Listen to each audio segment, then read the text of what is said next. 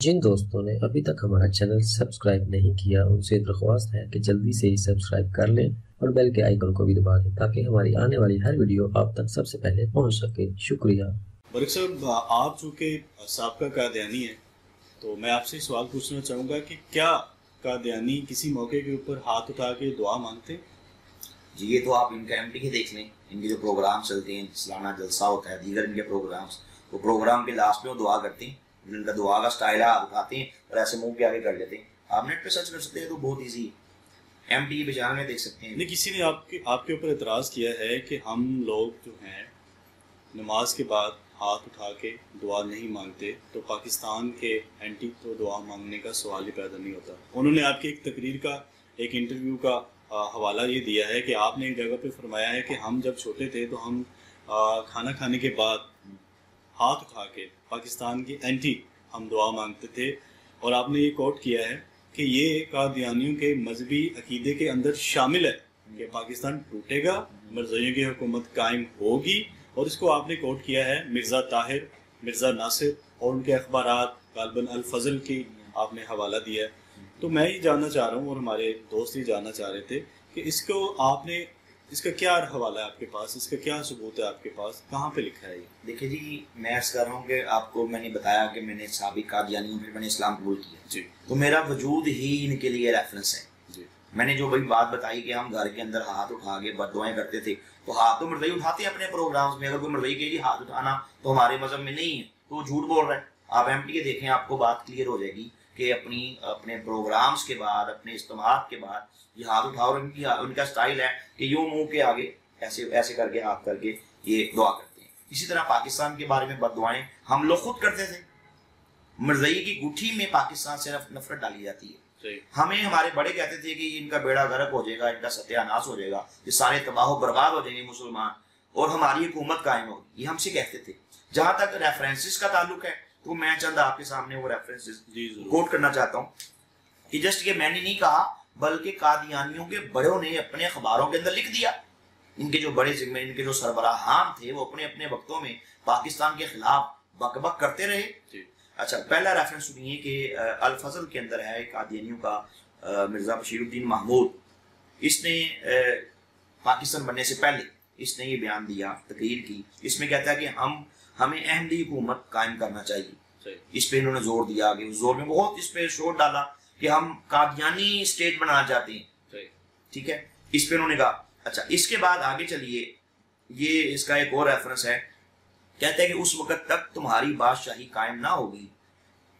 یہ الفضل کا جو پہلے میں نے ریفرنس پیش کیا، قادیانی نے کہا کہ ہم احمدی حکومت قائم کرنا چاہتے ہیں، یہ الفضل 14 فروری 1922 کا ہے، اور یہ خلیفہ مرزا قادیان بشیر الدین محمود کی تقریر ہے، اس کا ریفرنس ہے۔ سیکنڈ ریفرنس سنیے، یہ 1922 کا ہے، الفضل قادیان کا، 8 جولائی کا۔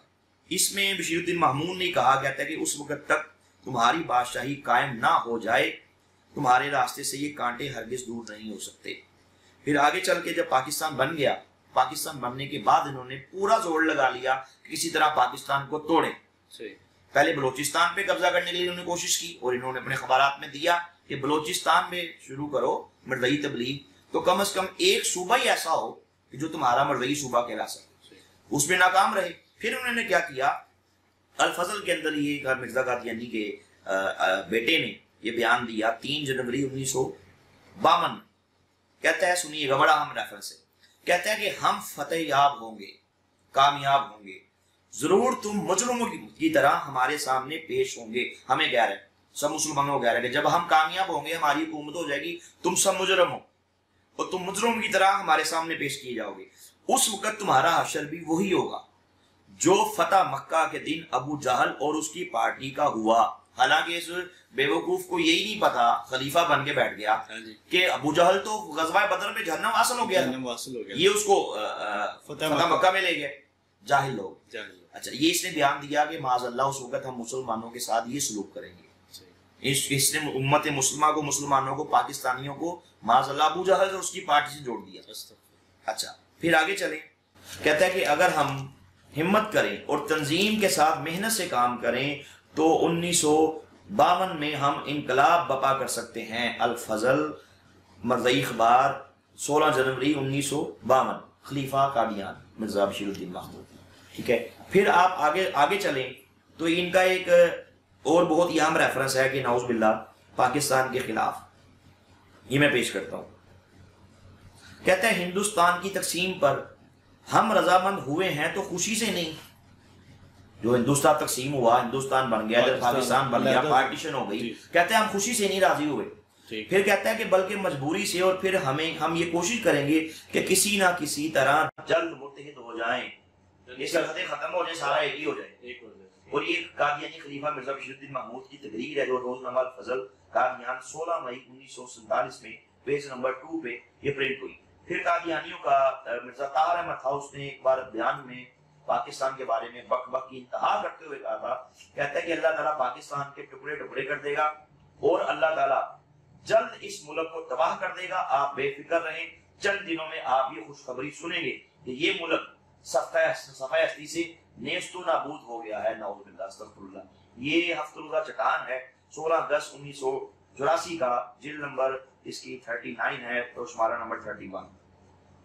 قادیانی پاکستان کے غدار ہیں. یہ میرے پاس ایک کتاب ہے، اگر آپ اس ٹاپک کو پڑھنا چاہیں تو ڈیٹیل سے آپ کو پڑھ سکتے ہیں. یہ آپ نے سوال ایسا کیا کہ اس پہ ہزاروں پیجز علماء نے لکھے اور ان کی کالی کرتوتیں، انہوں نے پاکستان میں کیا کیا دہشت گردیاں کی، پاکستان کو توڑنے کے لیے فرقہ واریت کے پیچھے، بم دھماکوں کے پیچھے، ٹھیک ہے، چوری ڈکیتی اور پاکستان کی ہر حوالے سے تباہی کے لیے انہوں نے کیا کیا پاپڑ بدلے زندگی کے. اگر آپ قادیانیوں کی کالی کرتوتیں دیکھنا چاہتے ہیں کہ پاکستان میں انہوں نے کیا کیا دہشت گردیاں کی، تو یہ میرے پاس ایک بک ہے، اس کا نام ہے قادیانیت ایک دہشت گرد تنظیم. یہ جسٹس پیر کرم صاحب رحمۃ اللہ علیہ کے مرید ہیں جناب محمد متین خالد صاحب، انہوں نے لکھی ہے. اس میں انہوں نے قادیانیوں کے جتنے بھی پاکستان میں انہوں نے اینٹی پاکستان رول پے کیا، دہشت گردیاں کی، بم دھماکے کیے، ٹھیک ہے، بڑے بڑے گینگز جو تھے ان کے، چوریوں میں، ڈکیتیوں میں، زناکاریوں میں، شراب کے اڈوں میں، جو کچھ انہوں نے کیا اس کی ایف آئی آر جو ان پہ ہوئی، وہ نیوز پیپرز میں جو ان کے خلاف خبریں آئیں، وہ یعنی کہ ان کا سارا اصل چہرہ اس میں انہوں نے کھول کے بیان کر دیا. بہت سی بکس ہیں، یہ ایک میرے پاس بک ہے قادیانی غداروں کی نشاندہی، اس میں بھی یہی ٹاپک ہے کہ انہوں نے پاکستان کے ساتھ کیا کیا غداریاں کی. یہ آج سے نہیں، یہ پرانا چلے آ رہے ہیں، پاکستان کو توڑنے کے لیے ان کی کوشش ہے. ابھی آپ دیکھتے ہیں کہ حال میں ہی ایک قادیانی جو ہے وہ 2 ٹکے گا، ایک بک سیلر، وہ ٹرمپ کے پاس پہنچا اور اس نے پاکستان کے خلاف وہاں پہ جا کے بک بک کی، پوری دنیا نے دیکھا. جب میں نے شہید سیالوی صاحب کو یہ اپنا انٹرویو دیا جس میں نے بتایا کہ قادیانی یہ پاکستان کے غدار ہیں، اسلام کے بھی غدار ہیں، تو مردیوں نے وبیلا اٹھایا، چیخیں نکلی کہ ہم تو پاکستان کے بڑے محب ہیں، ہم نے ایسا کون سا کام کر دیا. ٹھیک ہے نا. میرے بارے میں، شہید سیالوی صاحب کے بارے میں انہوں نے بڑا بک بک کی اپنے چینلز کے ذریعے سے، مختلف اپنے یوٹیوب کے. اچھا، اللہ کی قدرت دیکھیں کہ اس سے چند ہی دنوں بعد یا 2-3 ہفتوں بعد یہ واقعہ ہو گیا.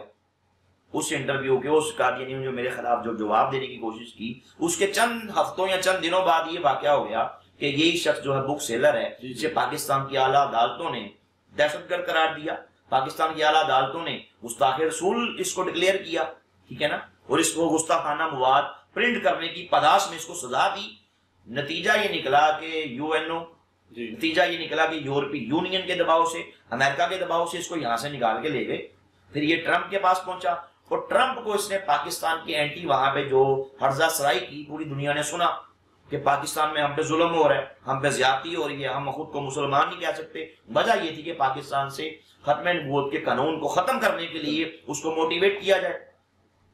تو یہ تو قادیانی، میرے پاس یہ پروفیسر منور ملک صاحب ہیں، مرزائی جماعت کے یہ پریزیڈنٹ رہے ہیں، جیلم کے، ضلع جیلم کے مرزائی جماعت کے صدر رہے ہیں.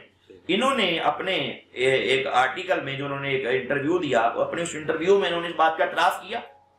صرف میں نہیں کہتا، کسی سابق مرزائی سے پوچھے یہی کہے گا.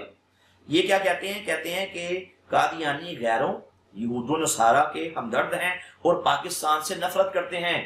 یہ کہنے والا کون ہے؟ سائنٹسٹ، کئی ایجادوں کے موجد ہیں یہ، اور یہ قادیانیوں کے بہت بڑے ان کے سابق رہنما گزرے ہیں، ابھی بھی زندہ ہیں. یہ اس دور میں تھے، اللہ نے کرم کیا، یہ ود فیملی مسلمان ہوئے. یہ بھی یہی کہتے ہیں. آپ کسی مرزائی، سابق مرزائی سے پوچھ لیں، وہ یہی کہے گا.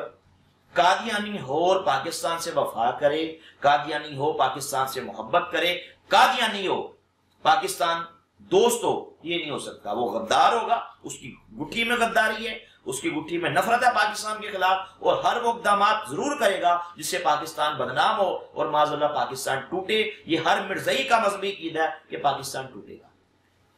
اس کے اوپر برق صاحب آپ کا یہ بھی کہنا ہے کہ قادیانیوں کی آج سے کچھ عرصہ پہلے قبروں کے اوپر تختیاں لگی ہوتی تھی، اور ان لوگوں کا یہ خیال تھا، وہ یہ سمجھتے تھے کہ پاکستان ٹوٹے گا اور ہم اپنے مردوں کو یہاں سے نکالیں گے اور قادیان میں جا کے دفن کر دیں گے۔ اس کے بارے میں آپ کیا کہتے ہیں؟ جی آپ اگر ہسٹری پڑھیں نا تو جب ثانیہ ربوہ جسے کہتے ہیں، جب 29 مئی 1974 کو قادیانیوں نے نستر میڈیکل کالج کے اسٹوڈنٹس کی اس ٹرین کی، چناب ایکسپریس جس کا نام تھا، اس بوگی پہ تقریباً 100 سے زائد اسٹوڈنٹس پہ اٹیک کیا، ہتھوڑوں سے، لاٹھیوں سے، ڈنڈوں سے، ہاتھیوں سے ان کو ڈبے سے نکالا، مارا پیٹا، ہڈیاں توڑی، سروں کو پھوڑا، لہو لہان کیا، زخمی کیا، غرض کے ظلموں بربریت کے پہاڑ توڑے۔ اسی دور میں 1974 میں ہی مئی کے یہ جو ثانیہ ہوا، اس کے فوراً بعد جون میں حکومت پاکستان نے جسٹس کے ایم سمدانی صاحب تھے، یہ ہائی کورٹ کے جسٹس تھے، ان کو انہوں نے یک جو رکنی ہے وہ ٹریبیونل قائم کیا۔ اس کے ذریعے سے انہوں نے جسٹس صاحب نے دورہ کیا، وزٹ کیا رام نگر کا، صادقہ ربوہ کا، تو وہاں جا کے جسٹس صاحب دیکھ کے حیران رہ گئے کہ ان کی قبروں پہ وہ بورڈز اویزا تھے جس پہ اسی طرح کی باتیں تھی کہ پاکستان اپنے مردوں کو ہم یہاں سے نکالیں گے اور تم تیار رہو۔ میں نے اس ویڈیو کے بعد جو مرزیوں نے میری اینٹی بنائی کہ جناب ہم نے ایسا کچھ نہیں کیا، ہم تو بڑے پرویتر ہیں، ہم تو ایسا کچھ نہیں کرتے، میں نے فوراً پھر ایک پوسٹ میں نے شیئر کی جو پوری دنیا نے دیکھی، اور میرے عرفان محمود برق کے جو میرا پیج ہے اس پہ بھی دیکھی جا سکتی ہے، فیس بک پہ میں نے اس پہ لکھا کہ قادیانیوں کا شیطانی عقیدہ، اس کی ہیڈنگ تھی، ابھی آپ اس کو اسکرین پہ بھی دیکھ سکیں گے، قادیانیوں کا شیطانی عقیدہ، پاکستان ٹوٹے گا اور اکھنڈ بھارت بنے گا، ٹھیک ہے۔ اس کے نیچے میں نے از قلم عرفان محمود برق لکھا، میں نے پھر یہ سارا واقعہ لکھا، پھر میں نے نیچے اس کو بورڈ کی پکچر بھی دی جو ابھی انشاءاللہ ہمارے ناظرین دیکھ رہے ہیں۔ اس کے اوپر میں نے یہ بتایا کہ اس میں مرزیوں نے صاف طور پہ یہ مینشن کیا کہ ہم اپنے مردوں کو یہاں سے نکالیں گے اور قادیان میں دفن کریں گے، ٹھیک ہے۔ اور یہ جسٹس صاحب نے بھی اس دور میں وہاں پہ دیکھا، اور ہم نے اس کی پکچر وہاں پہ اس دور میں ہمارے ختم نبوت کے جو ورکرز تھے انہوں نے وہاں سے لیں اور اس کو پوری دنیا میں انہوں نے وائرل کیا۔ تو یہ کوئی ڈھکی چھپی بات نہیں ہے، یہ کوئی عجیب بات نہیں ہم نے کر دی۔ قادیانی یہ پاکستان کو توڑنے کے لیے ہر ممکن کوشش کرتے ہیں، صرف ایک ہی نہیں ہے، اپنا لیاقت علی خان کے قتل کے پیچھے ان کا ہاتھ ہے، انہوں نے ان کو قتل کیا۔ بلوچستان کو مرزئی صوبہ بنانے کے لیے انہوں نے کوششیں کی، انہوں نے بانی پاکستان کو کافر کہا۔ ظفر اللہ خان مرزئی نے، کس لیے اس کی میں نے نمایاں جناح نہیں پڑھی کہ آپ مجھے مسلمان ملک کا کافر وزیر یا ایک کافر ملک کا مسلمان وزیر سمجھ لیا جائے، بس کہ یہ بانی پاکستان کو کافر کیا گیا۔ یہ وہی بدبخت ہے جنہوں نے پاکستان کے جو ایئر مارشل تھا ظفر چودھری قادیانی، جس نے پاکستان کی پاک فضاؤں میں ایک پاکستان کے طیارے کے ذریعے سے قادیانیوں کے جلسہ سالانہ میں مرزا قادی کا جو ہے خلیفہ جو تھا، ان کا تیسرا خلیفہ مرزا ناصر احمد، اس کو اس نے پاکستان کی پاک فضاؤں میں سلامی دی۔ یہ وہی غدار ہیں جن کا ایٹمی سائنسدان جو ہے وہ عبدالسلام جو قادیانی ہے، اس نے پاکستان کے ایٹمی رازوں کو امریکہ کو سیل آؤٹ کیا، اس میں دو رائے نہیں ہے۔ آپ ڈاکٹر محسن پاکستان ڈاکٹر عبدالقدیر خان صاحب کا وہ انٹرویو سن سکتے ہیں جس میں انہوں نے کہا کہ اس نے پاکستان کو ایٹمی رازوں کو بیچا۔ یہ میں نے ایک جھلک دکھائی آپ کو، وگرنہ یہ جب ثانیہ سکوت ڈھاکہ ہوا، ہر آنکھ پرنم تھی، ہر کلیجہ پھٹا ہوا تھا، ہر دل خون کے آنسو رو رہا تھا کہ پاکستان کا ایک بازو کٹ گیا۔ ایسے حالات میں رام نگر کے اندر شہنائیاں بج رہی تھی، حلوے کی دیگیں مرزئی تقسیم کر رہے تھے، شاہ فیصل کی شہادت ہوئی، سارا عالم اسلام سوگ منا رہا تھا، مرزئی جشن منا رہے تھے۔ تو انہوں نے ہر پہلو سے پاکستان کو توڑنے کے لیے کوشش کی۔ آج اب بھی یہود و نصارہ کا ہاتھ ان کی پشت پہ ہے، امریکہ کا ہاتھ ان کی پشت پہ، اور کئی بار امریکی صدر نے یہ بات کہی ہے۔ یہ بات آغا شورت شبیر نے لکھی، چٹان کے اندر لکھی، انہوں نے کہا جب مجھے فرسٹ ٹائم پہلی بار مجھے جو پاکستان کے وزیر اعظم تھے ذوالفقار علی بھٹو مرحوم صاحب، انہوں نے اپنے دور اقتدار کے آخری چند ہفتوں میں، آخری مہینوں میں مجھے یہ بات بتائی۔ انہوں نے کہا کہ بھٹو صاحب، آغا صاحب، بھٹو صاحب نے کہا کہ جب میں پاکستان کا وزیر اعظم بننے کے بعد پہلی بار امریکی دورے پہ گیا تو مجھے امریکی صدر نے کہا کہ پاکستان میں مرزئی ہمارے ہیں، ان کے سر پہ ہاتھ رکھو۔ نیکسٹ ٹائم دوبارہ گیا، دوبارہ امریکی صدر نے مجھے یہی کہا کہ پاکستان ہمارا گروہ، پاکستان کے اندر مرزئی ہمارا گروہ۔ آج پوری دنیا کا تمام عالم کفر قادیانیوں کی سرپرستی کیوں کرتا ہے؟ آپ دیکھتے ہیں پاکستان میں کسی مرزئی کا کتا زخمی ہو جائے، آپ کو چیخ کی آواز یورپ سے آتی ہے، بالکل یورپی یونین سے آتی ہے، امریکہ سے آتی ہے، اسرائیل سے آتی ہے۔ کیا اسرائیل کے اندر ان کا حیفا نام کے مقام پہ ان کا مرکز نہیں؟ اسرائیل جہاں پہ دنیا کا کوئی مشن قائم نہیں کر سکتا، نہیں وہاں ورکنگ کر سکتا، کام کر سکتا، وہاں پہ مرزئی کام کرتے ہیں۔ کیوں؟ کیا ایم احمد نے، مرزا قادیانی کے پوتے نے کیا یہ نہیں لکھا کہ اسرائیل کے اندر ہمارا مشن کام کر رہا ہے، فلسطینیوں کو مار رہا ہے؟ کیا اسرائیل کی فوج کے اندر مرزئی بڑھتی نہیں؟ یہ تمام حقائق ہیں جو دنیا جانتی ہے، سب کو پتہ ہے، یہ تو کوئی ڈھکی چھپی کسی سے بات نہیں ہے۔ ماشاءاللہ برق صاحب، بہت شکریہ، آپ نے اپنا قیمتی ٹائم ہمیں دیا۔ کوشش ہم نے کی ناظرین کہ ہم جتنے سوال ہمیں موصول ہوئے ہیں ہم ان سب کے تسلی بخش جوابات لے سکیں۔ انشاءاللہ تعالی یہ سلسلہ جاری رہے گا اور ہم برق صاحب سے انشاءاللہ دوبارہ ملاقات کریں گے کچھ مزید نئے سوالوں کے ساتھ۔ آخر میں صرف برق صاحب سے اتنا کہنا چاہوں گا کہ آپ ہمارے ینگسٹر کو، جو لوگ یونیورسٹیز میں، کالجز میں جاتے ہیں، اسکولز میں جاتے ہیں، جو نئے نئے دنیا کے اندر آئے ہیں، سوشل میڈیا بہت زیادہ یوز کرتے ہیں، وہ اس فتنہ مرزیت سے کس طرح سے اپنے آپ کو محفوظ رکھیں؟ آخر میں چند جملے۔ اس کا سب سے بہترین حل اویئرنیس ہے۔ ان کو وہ اس ٹاپک پہ اویئرنیس لیں کہ قادیانیت کا فتنہ یہ کیا ہے، اس کے کیا عزائم ہیں، اس کے کیا عقائد ہیں، انہوں نے کیا کیا بکا، انہوں نے ختم نبوت پہ، عقیدے پہ اٹیک کیا، ان کی کتابوں میں کیا کیا کفریات ہیں۔ اس فتنے کو پڑھیں، سمجھیں اس کو۔ جب سمجھیں گے، اس فتنے کو جانیں گے تو ہی بچ سکیں گے نا۔ بالکل۔